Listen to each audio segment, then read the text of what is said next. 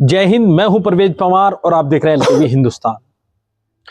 2027 के विधानसभा चुनाव से पहले उत्तर प्रदेश में राजनीतिक बिसात बिछनी शुरू हो गई है। आपको बता दें कि जहां सत्तारूढ़ भारतीय जनता पार्टी ने 2027 के विधानसभा चुनाव को लेकर प्रदेश में नए प्रदेश अध्यक्ष की ताजपोशी की है। भारतीय जनता पार्टी ने केंद्रीय मंत्री पंकज चौधरी को उत्तर प्रदेश की कमान सौंपी है।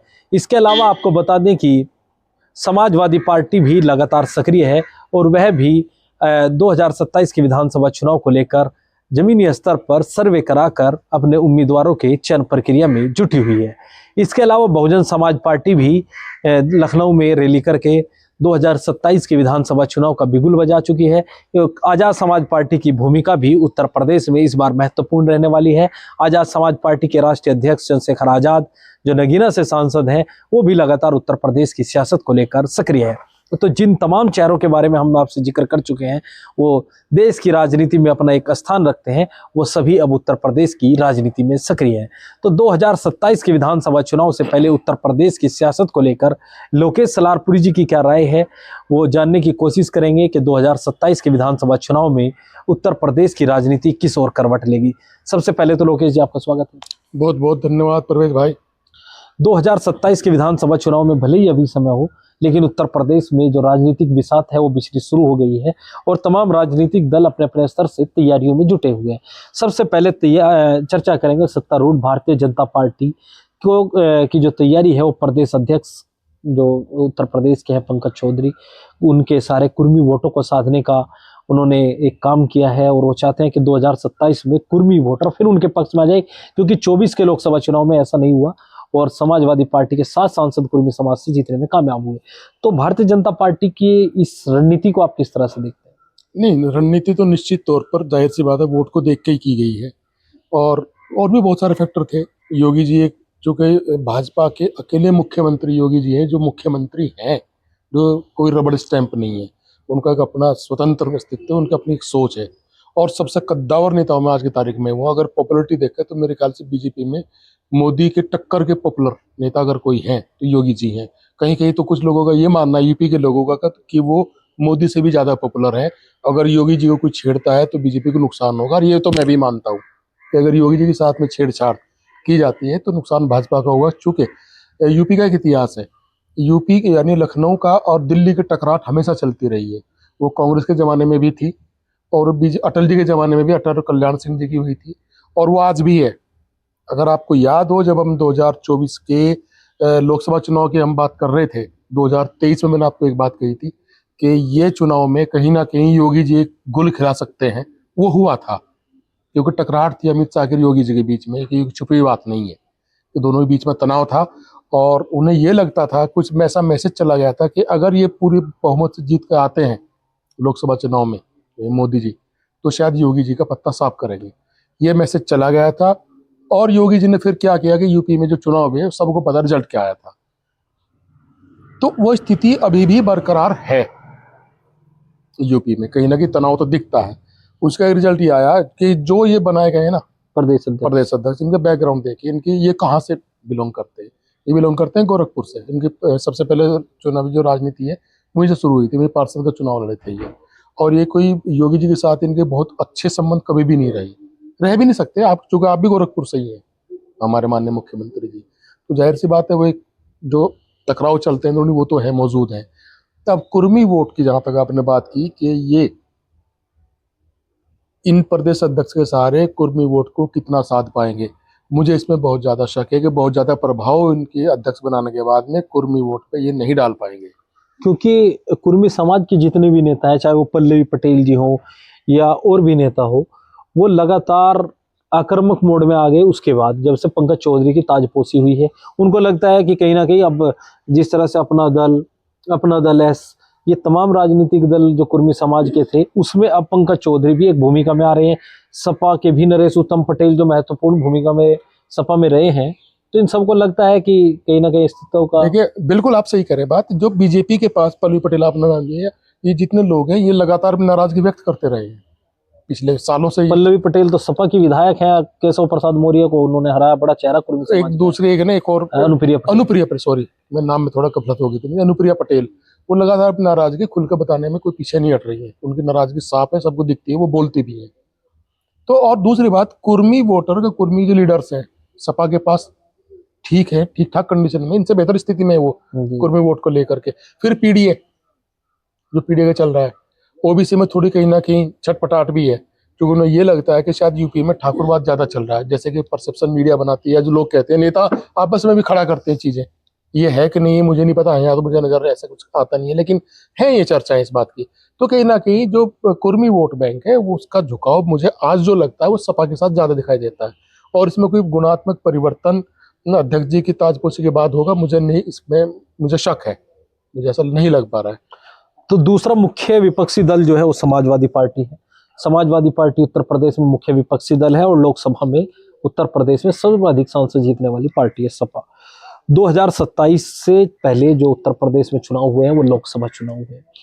उनको अगर सैंपल रखा जाए तो सपा को बढ़त है, लेकिन उसके बाद जिस तरह से बिहार हो, महाराष्ट्र और हरियाणा दोनों राज्यों में लोकसभा चुनाव में कांग्रेस और विपक्षी गठबंधन ने बेहतर प्रदर्शन किया, लेकिन विधानसभा चुनाव में वहां पर भारतीय जनता पार्टी अपने सहयोगी दलों के साथ सरकार बनाने में कामयाब रही।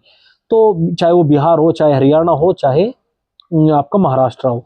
उसके बाद उत्तर प्रदेश, तो क्या सपा 2024 का प्रदर्शन रिपीट कर पाएगी, या सपा जो 350 प्लस की बात करती है, भारतीय जनता पार्टी जो सपा जो 350 प्लस की बात करती है, क्या भारतीय जनता पार्टी अपने प्रदर्शन जो कह रही है वो कर पाएगी?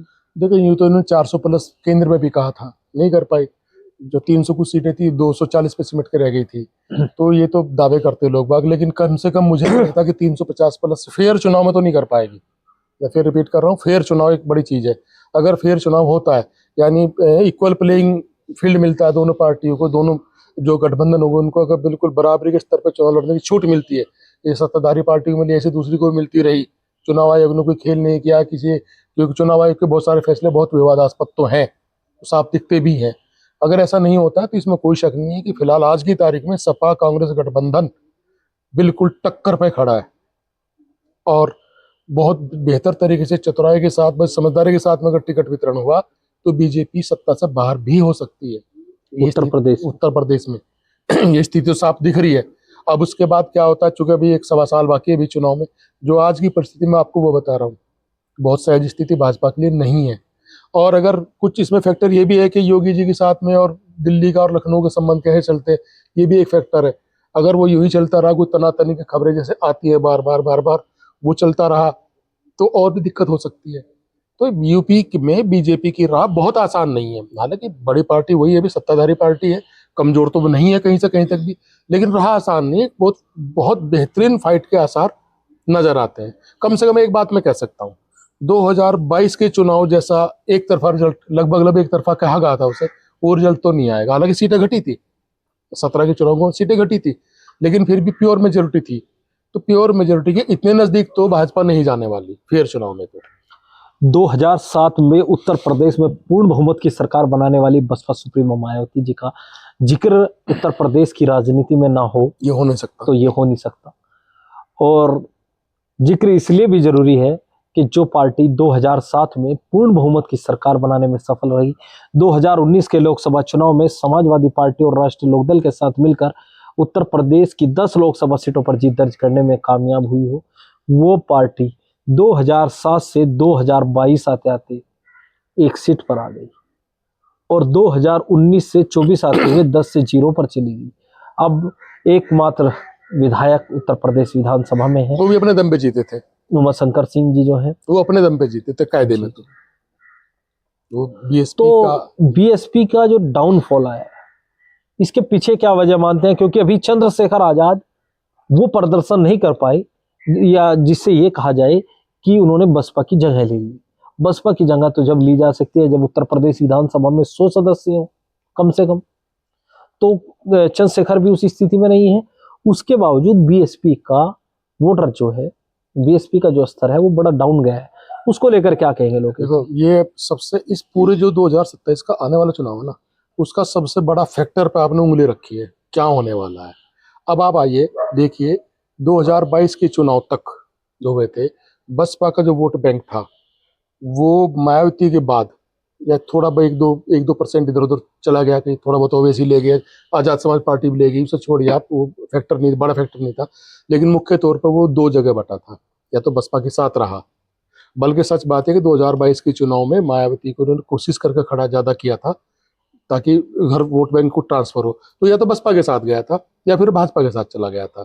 और भाजपा की चुनावी जीत में उसका बड़ा हाथ था, इस पर हम इनकार नहीं कर सकते। 2024 में गुणात्मक परिवर्तन यूपी की राजनीति में आया है। क्या आया है परवेज भाई, कि दलित वोट बैंक के लिए वो अपनी वोटिंग पावर को लेके, अपनी चीज को लेके बहुत अवेयर कम्युनिटी है। उनके लिए संविधान मायावती से भी बढ़ के है। ये बात हर कोई आदमी नोट करके अपने पास रख ले। जब भी संविधान की बात आएगी, अगर दलित वोट बैंक को मायावती और संविधान में किसी को चुनना पड़ेगा तो 100% वो संविधान के साथ जाएंगे, इसमें कोई बदलाव की गुंजाइश नहीं होगी। तो जब 2024 के चुनाव में लगा कि संविधान को खतरा है, तो दलित वोट बैंक चौंका, उसे लगा ये तो बहुत गड़बड़ होने वाली है। रिजल्ट आपके सामने है।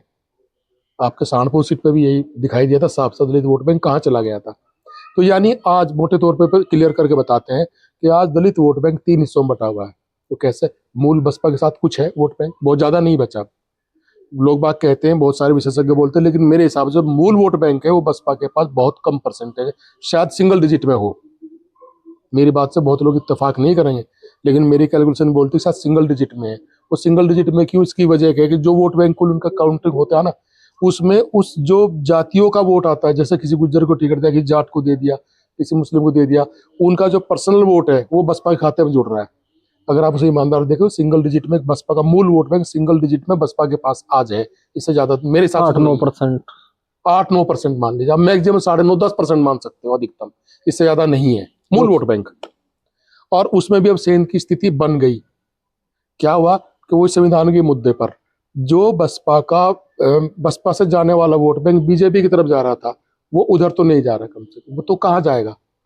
चंद्रशेखर पहले से बहुत मजबूत है, 2022 में 2027 में बहुत फर्क आ गया। चंद्रशेखर बहुत उभार पे है, खासतौर युवाओं के बीच में, इससे मुझे कोई शक नहीं है।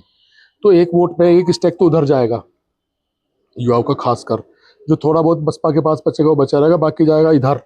और जो वोट बैंक बचा वो जो देख रहा है कि भाजपा संविधान के लिए बहुत आपके खतरनाक स्थिति में जा सकती है, तो वो संविधान को बचाने के लिए वो वोट बैंक कहाँ जाता है, उसके पास कोई विकल्प नहीं है, केवल सपा कांग्रेस गठबंधन विकल्प बचता है, या फिर जो भाजपा के कैंडिडेट को हराएगा वो विकल्प बचता है। जो कई जगह चंद्रशेखर आजाद स्थिति में होंगे कि वो हरा पाए उसे, तो वहां भी चला जाएगा। कई जगह कोई और पार्टी भी होगी, कई जगह कांग्रेस के कैंडिडेट भी होंगे, वहां भी जाएगा, वो गठबंधन के साथ जाएगा नेचुरली, यानी वो बीजेपी को हराने के लिए वोट करने की तरफ जाएगा, इसमें मुझे कोई शक नहीं है। अब बीएसपी की भूमिका को लेकर आपने चर्चा की, तो बीएसपी के जो मानसिक रूप से अगर किसी दल ने कमजोर किया है बहुजन समाज पार्टी के कैडर को, बहुजन समाज पार्टी के संगठन को, भले ही राजनीतिक रूप से वो भी इतनी छाप नहीं छोड़ पाए, लेकिन मानसिक रूप से उन्होंने बड़ा एक बीएसपी के वोटर के साथ साथ अन्य वोटरों पर भी प्रभाव डाला है कि बीएसपी का जो वोट है, जो परंपरागत वोटर दलित वोटर रहा है, उसमें कहीं ना कहीं चंद्रशेखर आजाद की सेंध लगी है। चंद्रशेखर आजाद आजाद समाज पार्टी के राष्ट्रीय अध्यक्ष है।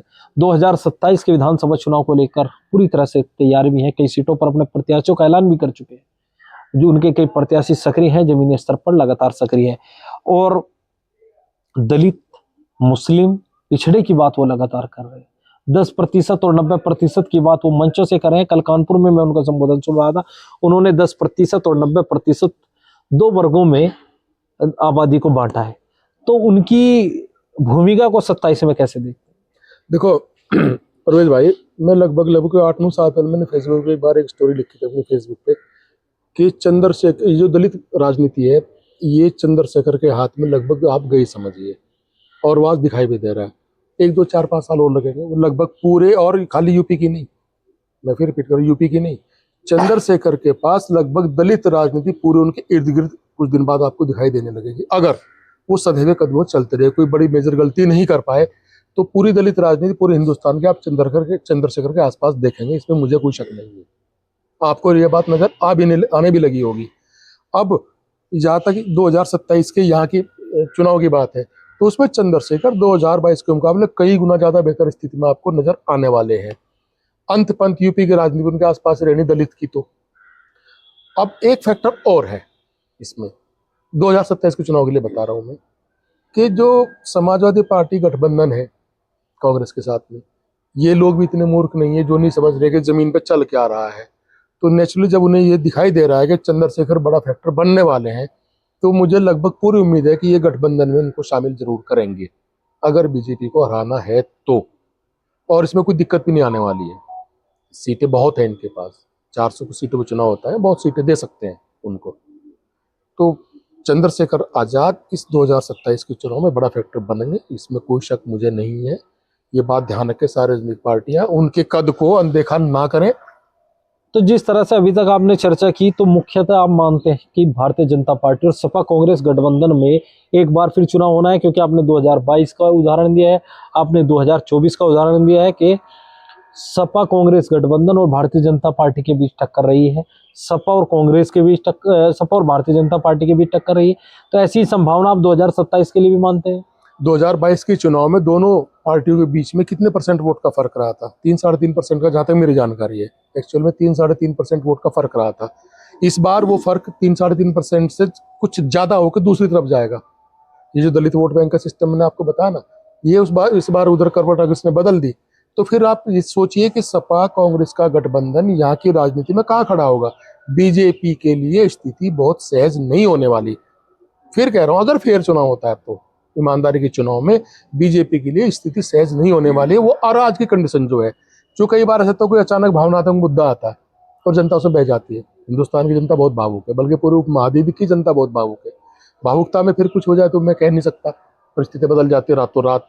लेकिन जो आज कंडीशन है, जो स्थिति आज बनी है, उसमें मुझे कोई शक शुबा नहीं है कि बीजेपी के लिए स्थिति बहुत कठिन रहेगी, सहज तो बिल्कुल भी नहीं रहने वाली है। तो 2027 में के विधानसभा चुनाव के बाद ऊंट किस करवट बैठेगा, या 2027 में किसकी सरकार बनेगी, यह तो जब 2027 के विधानसभा चुनाव के बाद उत्तर प्रदेश के नतीजे आएंगे तब पता चलेगा। लेकिन वर्तमान सियासी समीकरणों को लेकर हमने चर्चा की, आगे की तमाम अपडेट भी हम आपको देते रहेंगे। तब तक के लिए बने रहिए एलकेबी हिंदुस्तान के साथ। जय हिंद।